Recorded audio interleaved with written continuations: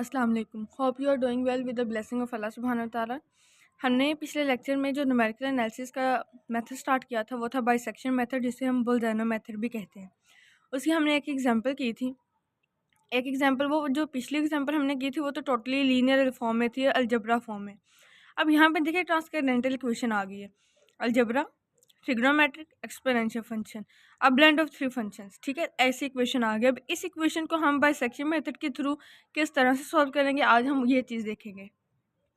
लेकिन आपने उससे पहले ये चीज़ याद रखनी है कि आपने कभी भी कैलकुलेटर के ऊपर ई की वैल्यू नहीं लगानी, ठीक है। अगर आप ई की वैल्यू लगाएंगे तो आपको पता है आप स्पेसिफिकली कुछ टर्म्स तक जाएंगे, लेकिन ई की वैल्यू तो कंटिन्यूस चलती है ना, तो इसीलिए आप ई ही प्रेस करेंगे, यानी एक्सपोनेंशियल फंक्शन ही कैलकुलेटर पे लिखेंगे, वो खुद ही कैलकुलेट करके आपको आंसर दे देगा। तो पिछले भी हमने यही किया था कि सबसे पहले आपने जो हमारे पास इधर वाली टर्म है टोटल, उसको एफ ऑफ एक्स कह दिया। देन आपने ज़ीरो से पुट करना शुरू करना है। फंक्शन ज़ीरो में पुट करेंगे, आपके पास आंसर आया माइनस में। वन पुट किया, आपके पास आंसर आया, एंड देन स्टॉप। क्यों? क्योंकि हमने सिर्फ तब तक पुट करते जाना है जब तक हमारे पास जो टर्म्स आंसर्स की हैं उनके साइन चेंज नहीं हो जाते। जैसे ही साइन आल्टर होगा, रिवर्टल होगा साइंस का, तो तब हम क्या करेंगे, उसी वहाँ तक पुट करेंगे। अब यहाँ से हमारे पास जो इंटरवल बनेगा वो इंटरवल बनेगा 0 से 1 तक। अब हमने क्या करना है, बाइसेक्शन मेथड के अकॉर्डिंग उसने यही कहा था कि आपके पास जो भी इंटरवल बने उसका आप ले लें बाइसेक्शन, यानी आप उसका इंटरवल निकाल लें। 0 + 1 डिवाइडेड बाई 2 हमारे पास आ गया 0.5। अब आपने जो हमारे पास अप्रोक्सीमेशन निकालने के बाद जो आंसर आता है उसको फंक्शन में पुट करते हैं, आंसर हमारे पास आ गया ये, ठीक है, जो एक पॉजिटिव टर्म है। हमारे पास पहले क्या थी, 0 पे नेगेटिव आ रही थी और 1 पे पॉजिटिव आ रही थी। अब हमारे पास 0.5 पे पॉजिटिव आ गई है, तो अब हम 1 को छोड़ देंगे, तो जीरो नेगेटिव वाली 0 को कंसिडर करेंगे, पॉजिटिव के लिए 0.5, यानी कि हमारे पास पहले जो इंटरवल बना वो 0 से 1 बना। अब हमने जब 0.5 पुट किया तो उसके ऊपर पॉजिटिव आंसर आ गया, अब हमारे पास इंटरवल कंसाइज होके 0 से 0.5 रह गया। देन अगेन हम इसका बाइसेक्शन लेंगे, जो आंसर आएगा उसको फंक्शन में पुट करेंगे, हमारे पास आंसर आ गया नेगेटिव। अब हम 0 को छोड़ देंगे, आंसर लेंगे 0.25 से 0.5 वाला, ये इंटरवल लेंगे। अब 0.25, अब हमारे पास इंटरवल क्या बन गया, 0.25 और 0.5।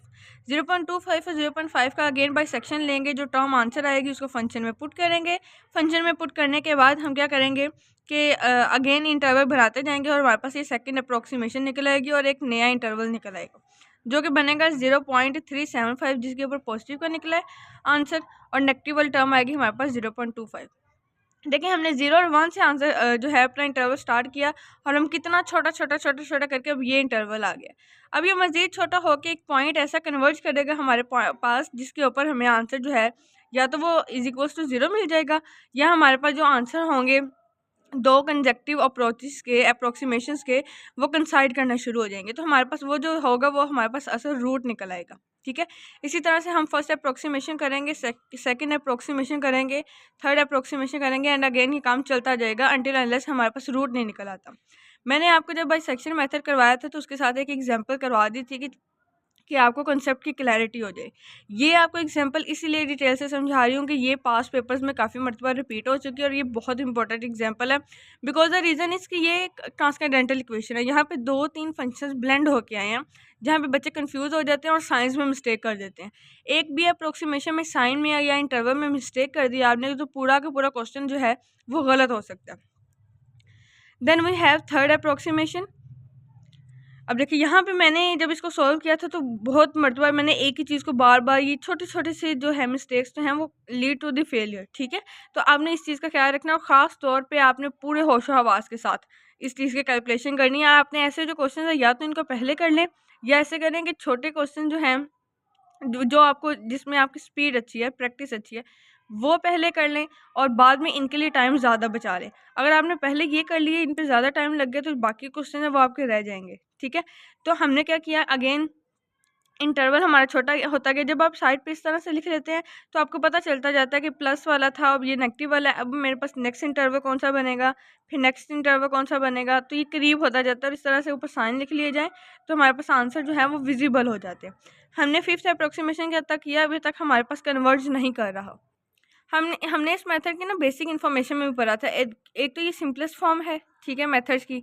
सेकंड वन इसका ये लो लेंथी मेथड है, ठीक है। इसमें बिल्कुल छोटा छोटा 0.5 तो इसकी कन्वर्जेंस लेंथ है, बहुत ही माइनर चेंज आके और उसका इंटरवल छोटा होता है। आगे हम जो मेथड्स पढ़ेंगे उसमें जंप के हिसाब से चेंज आएगा, उसमें जो चेंज आएगा वो ज़्यादा इंटरवल का आएगा और हम जल्दी से उतनी तेज़ी से कन्वर्जेंस स्पीड के साथ अपने आंसर तक पहुँचेंगे। अब यहाँ पे 6 अप्रोक्सीमेशन की हमने, हमारे पास मज़ीद इंटरवल छोटा हो गया, एक पे नेगेटिव वाला और ये इस पे हमें पॉजिटिव मिला था 0.3672 पे, और इस पे हमें पिछली टर्म में नेगेटिव मिला था। अब हमारा नया इंटरवल ये हो गया। अब इसको बाइसेक्ट करेंगे, हर अप्रोक्सीमेशन में ये आपने जो है स्टेप रिपीट करना है। इसको बाइसेक्ट करेंगे, इंटरसेक्शन इसका एवरेज लेंगे, जो टर्म आएगी उसको फंक्शन में पुट करेंगे, आंसर आ गया पॉजिटिव। अब इसमें से पॉजिटिव वाली टर्म को छोड़ देंगे और नेगेटिव वाली उठा लेंगे, ठीक है।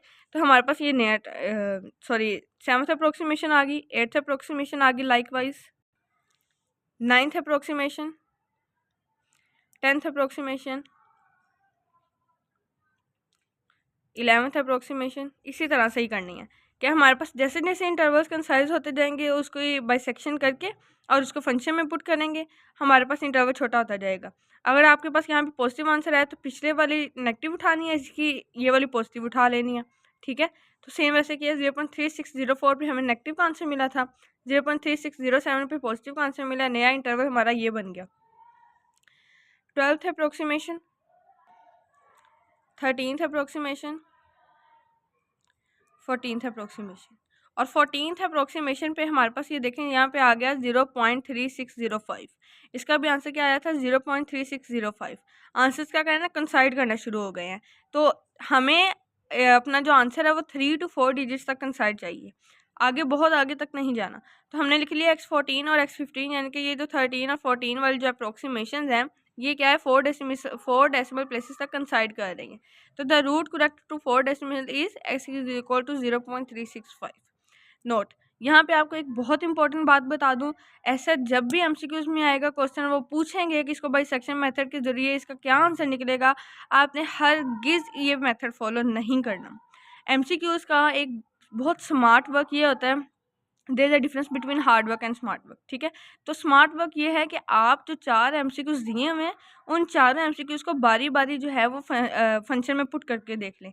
अगर आपके पास left hand side, right hand side, for example right hand side 0 है, ठीक है, तो आपको जो है वो आंसर्स पुट करने के बाद किसी एक पे 0 मिल रहा होगा, जितना जिसके करीब 0 मिल रहा होगा आपने वो एमसीक्यू सिलेक्ट करना है।